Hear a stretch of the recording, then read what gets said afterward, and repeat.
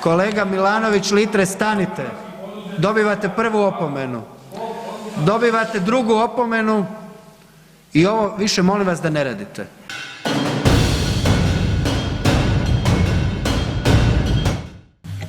Hvala vam poštovani predsjedniče Sabora.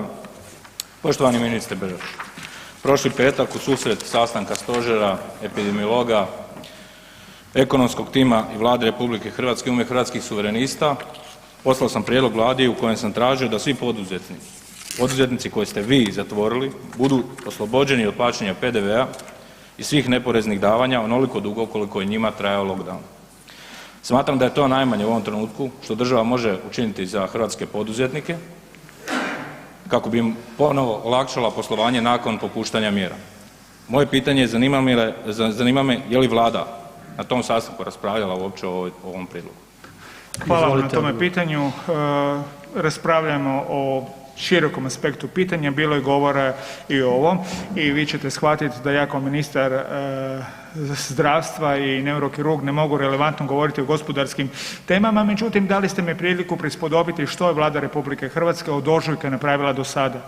Dakle, mjerama za potporu zapošljavanja odnosno održavanje radnih mjesta do sada je isplaćeno preko 8,25 milijardi, uključujući time činjenicu da nije plaćen određeni doprinos, ta suma se diže na 12 milijardi.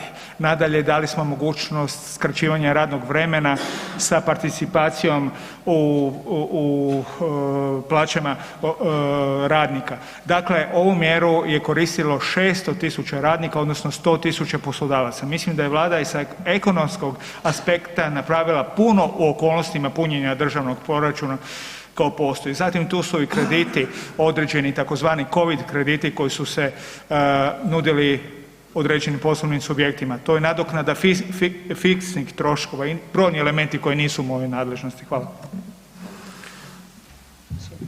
Povreda Poslovnika, izvolite kolega Milanović Litre. Članak 238. Poštovani ministre Beroš, znači sve ove poticaje koje ste vi nabrojali su za očuvanje radnih mjesta. Ta radna mjesta neće dočekati te radnike, te poslodavci. Kolega Litre, gdje je povrijeđen Poslovnik? Gdje je povrijeđen Poslovnik, molim vas? Kolega Milanović Litre, stanite. Dobivate prvu opomenu. Dobivate drugu opomenu i ovo više molim vas da ne radite.